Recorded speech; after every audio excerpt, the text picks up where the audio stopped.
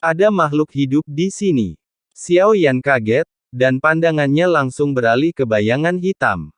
Di ujung utara, makhluk yang hampir tidak memiliki fluktuasi energi dalam ketiadaan semuanya membutuhkan energi.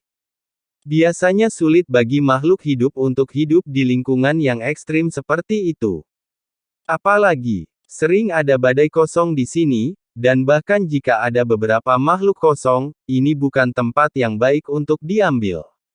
Setelah dipukul sekali, bayangan hitam itu tidak memudar, tetapi dalam kegelapan bergegas menuju Bahtera dengan kecepatan yang sangat cepat. Seluruh tubuhnya gelap gulita dan sulit untuk melihat penampilannya dengan jelas untuk sementara waktu. Bentuk tubuhnya tampak ramping dan fleksibel. Tapi Xiao Yan tidak bertindak gegabah. Lagi pula, ini adalah tanah paling utara. Meskipun ada juga lautan ketiadaan, ada banyak faktor stabilitas. Jika Anda tidak tahu apa yang ada di depan Anda dapat menyerahkan masalahnya kepada permaisuri untuk diselesaikan. Xiao Yan memandang ratu dan menoleh, hanya untuk menemukan bahwa ratu juga menatapnya. Dan ketiadaan di sini agak berbahaya. Xiao Yan berhenti. Jadi Anda berencana membiarkan wanita lemah ini mengambil risiko. Sang ratu tampak lemah, Xiao Yan hampir tidak bisa menahan diri untuk tidak memutar matanya. Meskipun saya tidak tahu kekuatan permaisuri yang sebenarnya, tetapi dari era Zunsang hingga saat ini, kekuatannya selalu lebih tinggi dari Xiao Yan, bahkan beberapa kali lebih kuat. Wanita lemah ini tertangkap basah oleh anti-inflamasi. Maka jangan khawatir tentang itu. Kami maju badai dan terus mencari akumulasi. Xiao Yan berkata dengan serius, dia tidak berniat menjadi pahlawan, dan keluar dari Bahtera untuk bersaing dengan bayangan ini.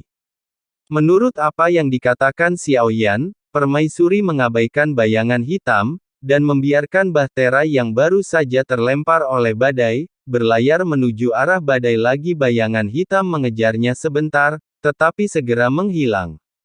Pada saat yang sama, dengan pergerakan Bahtera, apa yang dianggap telah menghilang, serangan petir kembali menyerang. Tidak dapat dikatakan bahwa itu sama sekali tidak terdeteksi, dan Qi Lei telah mendarat di atas perlindungan tabut ketika dia hampir menyadarinya. Hingga Ark sekali lagi masuk ke dalam badai super dengan jangkauan yang sangat luas. Alasan mengapa Intrepid bisa selamat dari badai adalah karena kekakuan Bahtera itu sendiri adalah satu hal, tetapi kesalahannya adalah karena keagungan permaisuri yang tak tertandingi dalam menahan badai dengan kekuatannya. Ini adalah puing-puing dan meteorit yang terbang dalam badai super, yang berdampak kuat, dan tidak mungkin bagi Bahtera biasa untuk melawan. Dreadnought selamat dari badai tanpa cedera. Meski sang permaisuri sepertinya tidak bergerak, nyatanya dia tetap mengawal Xiao Yan. Masukkan super lagi. Intrepid terus bergerak maju, sepenuhnya dalam badai dan hanyut mengikuti arus. Adapun di mana ia akan tersapu oleh badai, tidak ada yang tahu.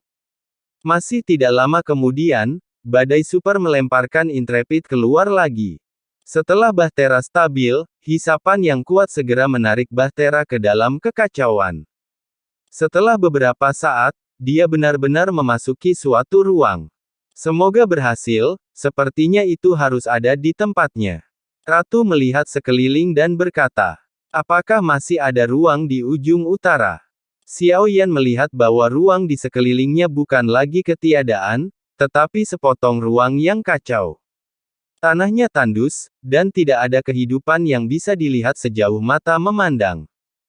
Fluktuasi energi di sini bahkan lebih lemah, dan itu seharusnya bukan solusi ruang yang lengkap, seperti dunia bintang yang rusak, tetapi ruang rusak yang ada di ujung utara.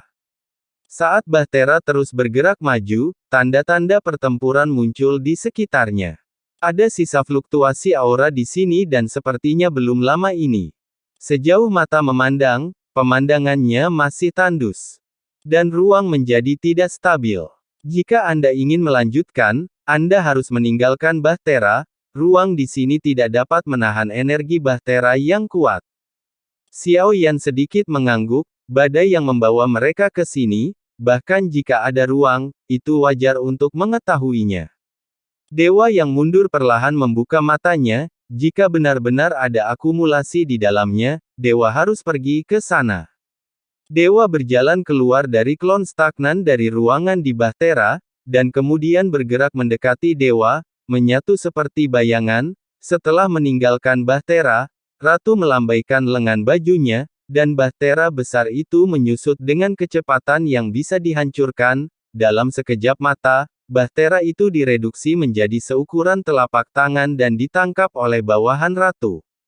Memasuki ruang ini, saat Xiaoyan dan Permaisuri berada di sampingnya, terdengar suara kicau, yang merupakan busur listrik yang berkedip-kedip. Hati-hati. Begitu Xiaoyan selesai berbicara, cahaya terang melintas di pupil matanya. Pada saat ini, Miexu Tianlei Xiaoyan segera berjalan melewati tubuh itu, dan sudah terlambat dan kemudian segera melihat tubuh Xiaoyan tiba-tiba bergerak maju, dan petir seperti benang sutra meraung ke arahnya. Xiaoyan membuka mulutnya lebar-lebar dan menelannya tanpa ragu. Gemuruh. Suara guntur tumpul, dan yang pertama meledak di tubuh Xiaoyan. Adapun sang ratu, sepertinya Jilei tidak pernah menyerangnya. Serangkaian suara gemuruh bergema di seluruh tubuh Xiaoyan. Seluruh tubuh Xiaoyan meledak, menelan guntur seperti benang sutra ini sejenak, seluruh sosok itu berhenti hanya 100 kaki jauhnya, seolah-olah dia telah terkena pukulan berat. Setelah menstabilkan sosoknya, yang menggelegar meledak menjadi kegilaan dan menyapu sekeliling, dan puing-puing tandus di sekitarnya naik ke udara, melayang di udara, dan kekuatan guntur memicu badai. Setelah beberapa lama, saya melihat segel bintang dewa asli berkelap-kelip di antara alis dewa. Xiaoyan menjilat bibirnya, barusan dia memang sedikit sombong. Hanya saja dengan cara inilah Xiaoyan dapat mengetahui cara menyerang mereka dalam waktu singkat. Apa sebenarnya guntur tabut itu? Dan untuk Xiaoyan, halilintar ini masih hidup. Efek tubuh. Meski semuanya Thunderbolt, atributnya tetap berbeda. Ketika tubuh fisik bertemu dengan energi yang tidak pernah ditahan, itu akan memiliki reaksi resistensi stres. Saat melahap begitu polos dan lelah, tubuh dewa menyatu dengan esensi dan darah roh primordial. Darah dalam tubuh sudah memiliki kekuatan dewa primordial, tetapi Xingyi yang tidak dipedulikan benar-benar padat. Saya melihat sosok Xiaoyan bergerak, dan kemudian dengan kecepatan yang sangat cepat, dia menyapu benang sutra kedua yang secepat dan hampir tidak terlihat seperti yang dia harapkan, dan guntur melanda lagi. Seluruh tubuh Xiaoyan dipenuhi dengan cahaya guntur, Mixu Tianlei dan Hao Tian benar-benar lelah.